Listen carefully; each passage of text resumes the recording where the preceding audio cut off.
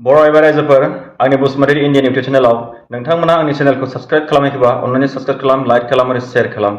दिनैनि कन्टेन्टआ जागोन रायजोफोर बिपिएफनि मिटिंआव फैनानै बिपिएफआव गभर्नमेन्ट गैयाबाबो मानो मानसिफ्रा जेब्लायबो लोब लोब हाबगासिनो दं रायजोफोर।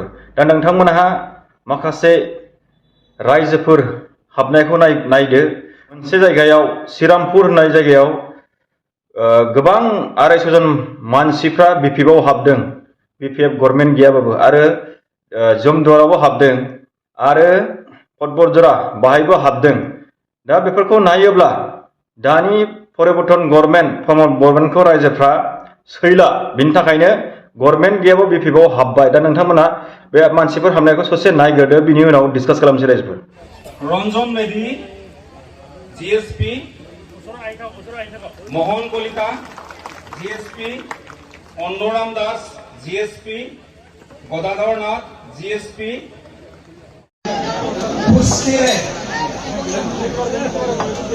নিয়মানুবর্তিতা বজাই পেলাই যাতে আজিৰ জয়নিং প্ৰগ্ৰামত অংশগ্ৰহণ কৰে, তাৰ কাৰণে মই সকলো সদস্যক বিনম্ৰতাৰে অনুৰোধ জনাইছো আৰু আমাৰ বিপিএফ দললৈ তেওঁলোকক স্বাগতম জনাইছো। আমচুৰ ফালৰ পৰা আৰু আছে আশৰাফুল ইছলাম, বাৰেগালি, আৰু লগতে তেওঁলোকৰ যিমান প্ৰতিনিধি আজিৰ এই সভাত জইনিং কৰিবলৈ আহিছে তেওঁলোকক মই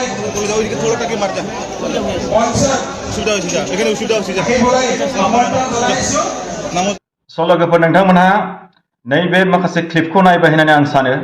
दा मेन टपिकआव फैदो रायजोफोर, मानो बिपिएफनि मिटिंआव फैनानै गोबां मानसिफ्रा हाबबाय थादों।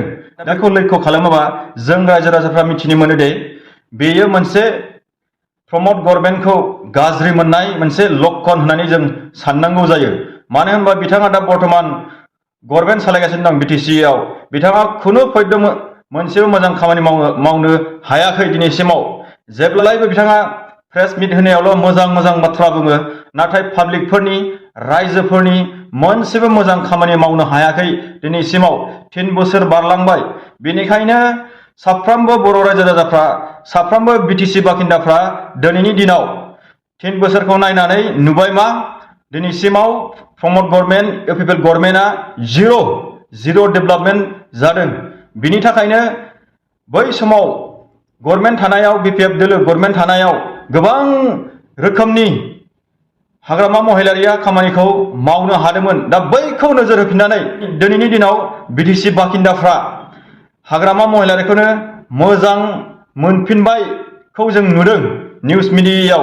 दा बिनि बे प्रमोद गभर्नमेन्टआ जेबायदि खामानि मावदों, बे खामानि मावनाया जायाखै। बिनि थाखायनो बिथांनि आमोलावनो गासिबो जोंनि जि बर'नि राइट्स, हानि मोनथाय, माखासे बिटिसिनि पावार एन्ड फांसन, बेफोरखौ प्रमोद गभर्नमेन्ट, इउपिपिएल गभर्नमेन्टनि दिनावनो लांजाफिनजोबदों। दा बिनि थाखायनो जोंनि बर' रायजो राजाफ्रा बिथांखौ गाज्रि मोनबाय होननानै जोङो निउस मिडियायाव नुनो मोनदों। दा बे निउस मिडियायाव नुनायखौनो दिनैनि दिनाव मोनसे टपिक्स खालामनानै दिनैनि दिनाव रायजोफोरनो आङो बुंफोरदों।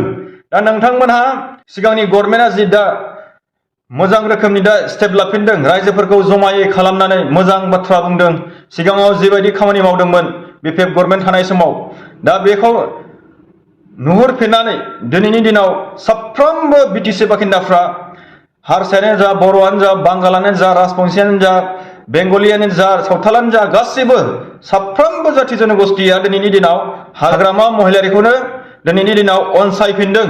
जाहाथे फैबाय थानाय समाव बिथांखौनो सासे गोख्रों लिडार हिसाबै बिटिसिआव फसंफिननो थाखाय दिनैनि दिनाव लोब लोब मानसिफ्रा, बिटिसिनि बासिन्दाफ्रा बिपिएफनि मिटिं जानाय समाव गोबां रोखोमनि मानसिफ्रा नुजाफैनानै, गोबां रोखोमनि दल संगठनफ्रा नुजाफैनानै दिनैनि दिनाव बिथांनि जि रेलि लानाय, बे रेलिखौ जोङो निउस मिडियायाव जाफुंसारनायखौ जों नुनो मोनदों।